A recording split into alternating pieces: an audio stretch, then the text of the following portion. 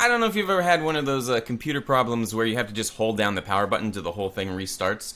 I've been having to do that on average every 20 minutes this entire month. It has been brutal, and every once in a while I think I'll try a harebrained thing, and I think I fixed it. It works for a few hours, but then it happens again, and just that feeling of like, ugh. I found out I'd have a tick if I get like just very stressed out. I go, ugh, and I'd scratch the back of my head like crazy. It was getting intense. I think I've had some friends kind of walk me through all of it. We had it dialed down to like, it's either the GPU, the CPU, the RAM, the power supply, the motherboard, or the hard drive. And now I have it dialed down to half of those. But yeah, I have gotten a few days of work in. Actually, just went out and I filmed with Josh Truax up in the mountains yesterday. That felt really good. Got some good stuff. Ah! I've been getting updates from the sound team about how the Pete episode's going. More than you can possibly imagine. Down here. So we're releasing the Pete episode next, is the next episode of Dynamo Dream. And so everybody who watched Salad Mug after waiting for a year and a half is probably going to be a little bit disappointed because they're going to be like, this is not the same thing at all. Please, you'll have to tell us news of the above world. Tell me, is it still full of criminals, delinquents, chemicals, radiation? Chemicals and radiation make up literally everything. And we waited this long. Do we have to wait this long again? So fortunately, I have the Sterling in Space episode basically ready to go.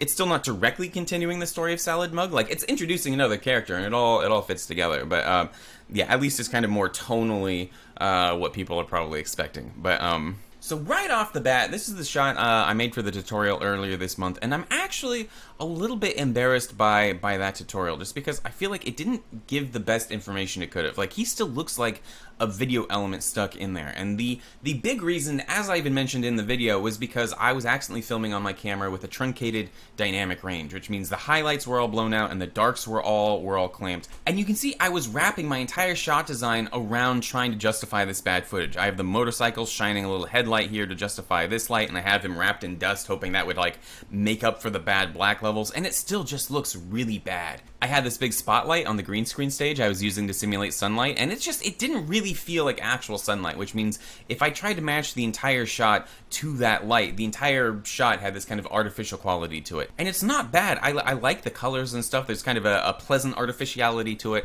but last time I was over, I was like, alright, this is only going to take like 2 seconds. I set with the green screen again outside, so we're getting actual natural light. Nathan put on the jacket. I filmed it in a format with higher dynamic range, and so quickly I had this result. I just basically had to swap out the HDRI to match the source footage a little bit better. It was just so much easier to match the CG and the live action and have it feel real when the lighting on the actual real element was also real, which seems really obvious. I mean, obviously you want realistic lighting on your green screen element, but I think I just kind of gotten used to the fact that like, oh, I can tint the footage however I want. I can make it brighter or darker. I can, cool it down to match the white balance of the scene. And this was just a really good wake-up call that no, having actual natural lighting in your green screen footage helps so much. And you might be thinking, Ian, I actually prefer kind of the nice, bright, sunsetty, colorful version, and I actually agree with you in this case. I'm not talking about the feeling of the shot, though. I'm just talking about the nature of the light and its ability to blend into the CG environment. Like, this was another shot I was able to kit bash together, again, in like an hour and a half, which is so exciting, because every time I ever did a green screen thing, I was like, okay, this means it's going to take weeks and weeks or months of post work, and it's cool to kind of have a workflow where you can actually shoot some wacky green screen stuff and mock it up into a shot and have something looking like this just really quick. It means that maybe I can actually achieve my goal of storytelling without having an episode every couple of years. So, but it's also demonstrating the importance of proper linearization in your footage, making sure that it's all straightened out and the black levels are right and nothing's blown out. And I've talked about that in the past. I'm going to talk about it more in the future. But at its most basic, it means using a LUT from your camera manufacturer for the color profile you're shooting in. Also, Nathan's still working on LUT Maker. He's got some cool new stuff on there, so you can make the black levels match specifically your camera and all of that. Again, I think we're releasing a new version soon, and we'll put out a new little video about that.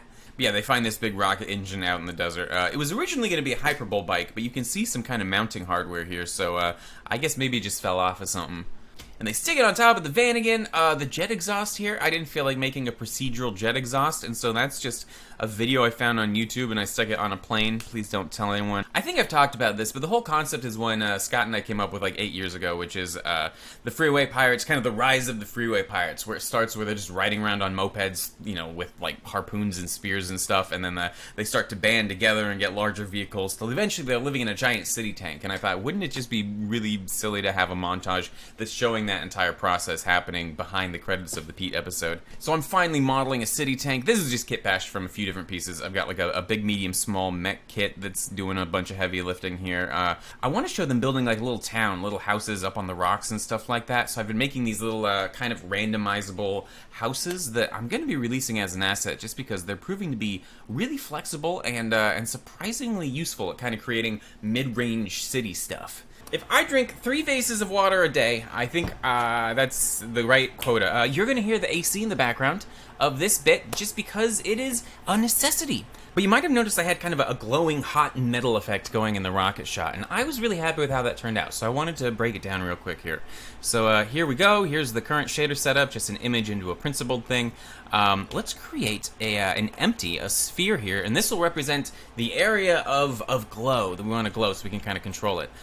Go back into here, and let's create an add shader, and we're just going to add in an emissive shader into that, and if you look at this, it looks bad, but if we change this to orange, and actually, I'm not going to make it orange here. I'm going to create my own RGB node, make it kind of orange, and then plug that into this because I want to mix it with some other stuff. Now, kind of random fact, but when metal's glowing, like red hot, it's not just glowing at a random color. You can tell what temperature the metal is by looking at it because the different temperatures correlate to the color of the glow. Like it starts, you know, with like a dark red, I think, and by the time it gets really hot, it'll actually turn like light blue. And randomly enough, Blender actually has that built into the shader editor as a node. Here, if we type in black body, you can see we can put it in a temperature. Let's plug this in, and if we cool it down, you know, it'll cool down to a dark red. If we raise it up, it'll actually get that like white hot.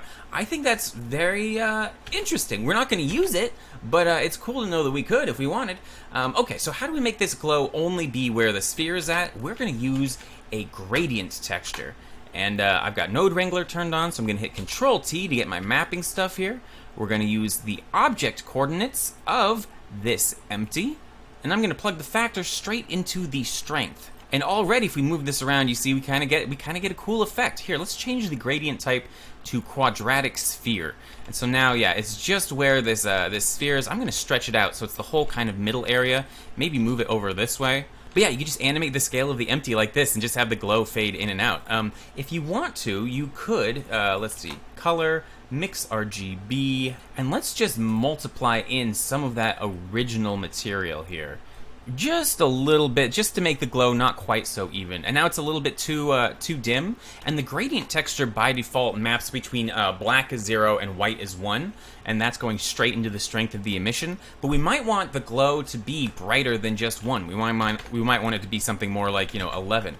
So I'm going to remap that map range out of the gradient texture here, and now it'll take the input from 0 to 1 and remap that to whatever we put this. So it'll be more like, you know, 0 to 7, or maybe 5, or even 3 or something. And so that just gives you another way to animate the intensity of the glow if you want to. And another thing I like to do, once I put all of the work into putting together something like this, I love to grab all of it and just hit Control-G to group it into a new little group. Here, let's tab out of this, and you can see it's just still right here. You can see we have our 2 inputs here. One's going to the original image texture, and the other's going to the output of our original shader. But now we can add this to anything. Here, let's rename it if we can remember how to do that. We just say hot glow. Yeah, and that changes it. And now we can go over here and hit Shift-A and add our hot glow to this one too, right after the last shader. Connect this to the original texture, and if we move our empty over here, it'll be glowing too, so we can have kind of maybe a red hot glowing gun barrel or something. And controlling the scale affects the intensity, so maybe he fires off a few shots, and then like the heat fades away. I just thought it was cool. This one's fun. Nathan animated this. Well, he animated the little robot. The video element is actually him also, so it's just kind of him fighting himself. This is using that first batch of footage we got where the dynamic range is bad, so I kind of just made it all silhouette so you can't really tell that it's not great footage, and it actually works kind of thematically. It's, you know, the two guys dueling in the sunset. And I made this version where I pushed the volumetrics a little bit, and I like that you can get these light rays and stuff going from like putting the video texture in a volumetric space, but it didn't look very good. You could see the limits of the dynamic range here, so I pushed it to full silhouette. These cement things are just from that cement pack I released a while ago, or like the cement architecture thing. Just random scans I got from like around my neighborhood and nearby old military bases and stuff. This is a pre-keyed element of Nathan, and if I try to set this lighting in a studio with like the overcast look, I would have totally failed, but because we're actually outside, it was as easy as just keying him, dropping him in, and tweaking the white balance a little bit. So all I had to do was drop him behind this big cement scan I got once and animate the robot. And there's an explosion. The explosion, again, just a pre-keyed explosion element. The shockwave adds a lot, and it's ludicrously simple. Here, I'll show you. It's just a big cube with a volume scatter material on it, and it's slightly higher on this side and lower on this side. So as it goes by, you see it, and then it just slowly goes back underground again. I didn't need to do this, but if you wanted to have it expanding out in every direction, you could just do it with a cylinder and just like inset this and lower the middle a little bit. And so this ring is higher, and so you can see the expanding shockwave, and then this all goes below the ground level, kind of like and then you just scale it out on the X and Y axis like that. I don't know, I just never done a shockwave before. Oh, I also have a refractive shader on an expanding sphere, because I was trying to get like that shockwave in the air too. You can't see it very well, but you can kind of see this blur passing through here, and I don't know, it could add a little something. But yeah, this is what the node setup for the shockwave looks like. It's just very silly. I have this final mix shader here just so I can control the intensity and if it's on or off. The explosion itself is one I got from DetonationFilms.com, which is this kind of stock footage website that's been around for literally decades, run by my friend Bob Forward. And I think he gives away a lot of free ones on there, but he also has a lot of kind of, I don't know, there's lots of different places to get explosions, but I do still love Detonation Films. I think a couple times in the sequence I want to cut back to this bulletin board where there's just more and more wanted posters and the price keeps going up as they're trying to like capture Rust Boy, but I want there to be other stuff there, and so my friend T. Christie offered to make just random signage, and I found it kind of hard to match that wanted poster aesthetic. This is just a few threshold things on Nathan's face. It doesn't look great, and he used and Teague used a bunch of different methods. He hand drew stuff, he designed stuff in Photoshop, he did all of that, but he also used the DALL-E AI system to generate random wanted faces, and I thought that was interesting. That's exactly the sort of thing I wouldn't mind AI taking off of my plate a little bit, being able to make actual kind of more specific posters without having to just take days and days and days designing all of these random band posters or whatever. I posted a clip of this shot over on Twitter, and I had a bunch of people asking me about how different things happened. The moth is literally just straight from the Moth Lazy tutorial, but just like with the texture on it. The van was done using some wiggle modifiers. I'll link to designing a sci-fi vehicle below. It's literally just using wiggle bones to keep everything kind of wiggling around. And I have an IK chain here for the spear. It's really basic. I'm surprised it works as well as it does. But the thing I'm most proud of actually is the tires. This is the first time I've ever had tires that actually deform and flatten a little bit as they go over the road. And so I'm going to show you real quick how I put that together. Okay, so we have a nice dirty tire. We've got some lumpy ground. Right off the bat, let's get the tire to rotate as it moves along the x-axis. So we want it to rotate on its y-axis as it moves along the x. And so we can use a driver. And a driver is a really convenient way to take one type of information and provide that as an input into another location. So I'm going to right-click on this field here for the Y rotation and say Add Driver. It's going to ask us for a little bit of stuff. We need to say where that information is originally coming from. We're going to say take it from the location of the tire itself. And it's actually already set up because by default it's using the location on the x-axis of the world space. So if we click out of here, you can see it's rotating. And here, let's go back into there, edit driver. You can see by default it sets up this expression, which is variable, which is the location on the x space, plus 0. We can delete all of this. Like, this is literally just our expression right here, is the variable. If we want, we can play with this a little bit. Like, we can click right on that and affect the expression and say negative variable, and now as it moves, it's rotating backwards. It kind of looks like it's slipping a little bit if you look at it. And so I'm going to have it rotate a little bit more. I'm going to click here and say variable times 1.5 3, and yeah, that feels a little bit better. And there are 10 bazillion tutorials on YouTube that explain how to do exactly this. And they go, ta-da, I just showed you how to rig a car's tire. And you go, yeah, but what if I want it to move on like a different axis? And they go, what? And you go, yeah, what if, it's a car, it's driving around and isn't always moving in a direct straight line? And they go, what are you talking about? And it turns out, yeah, that's a whole different magnitude of difficulty. Actually, Blenderesse just released for free on Gumroad this geometry nodes rig for vehicles, and I've been playing around with that. It is a lot of fun, and I don't really like rigging vehicles very much, so I've just been using this, and it's been fun the past few days. But yeah, you just open the project file and it's ready to go. And if you select it and go into modifiers, you can replace the different pieces with your own stuff. Here's that. Where's my van again? Yeah, and then you can change the wheel span and all of that stuff. Here, let's make the tires big and let's raise up the van a little bit. And it's not actually using physics, so there's nothing to bake or delete bakes, which honestly was always my least favorite part of animating cars, was having to deal with baked physics and wiggle bones and all of that. It's kind of different cheats, but for 95% of stuff, this is exactly what I want. I'll link to it below. Throw them some money if you got it, although they are releasing it for free, which is nice. Just wanted to throw that out there because I thought it was pretty cool. So let's go back to our vastly less powerful version here, and let's see if we can make this tire stick to the ground. So I'm going to create a rig, Shift A, add an armature. I'm going to go into edit mode and bring it up, and I'm going to duplicate this. So this bone is going to represent the car's body. This will be like the control bone.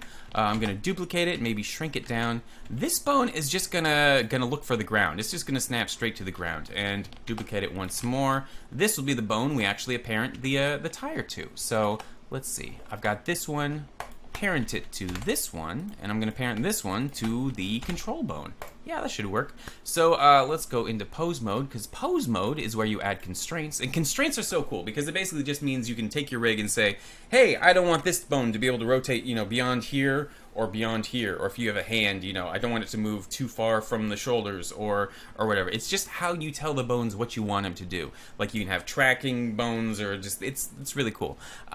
So let's see, yeah, copy, rotation, a bunch of cool stuff. Where's shrink wrap? Shrink wrap lets you snap one thing to another thing.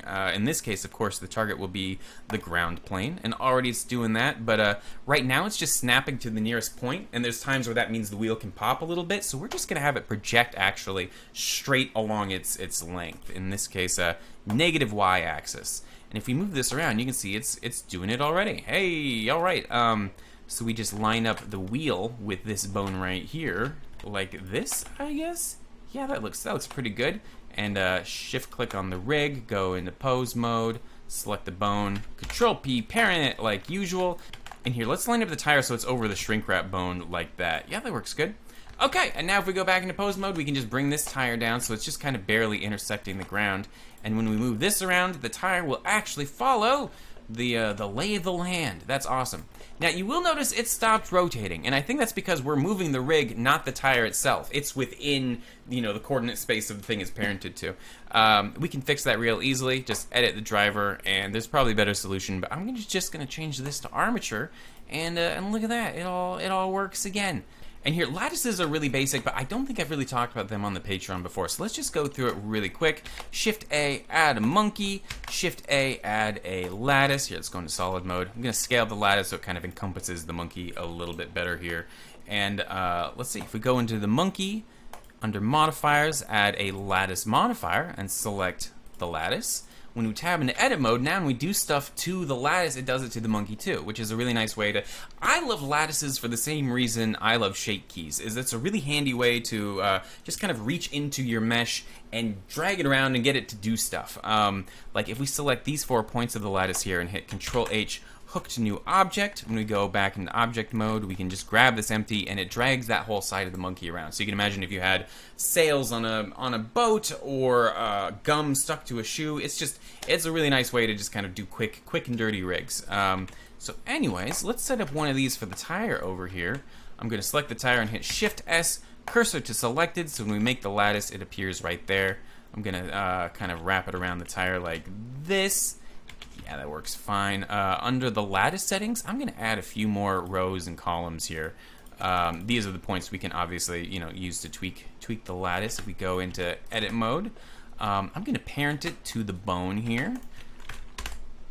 Alright, and now hopefully, if we select this wheel, go into the modifiers, add our lattice.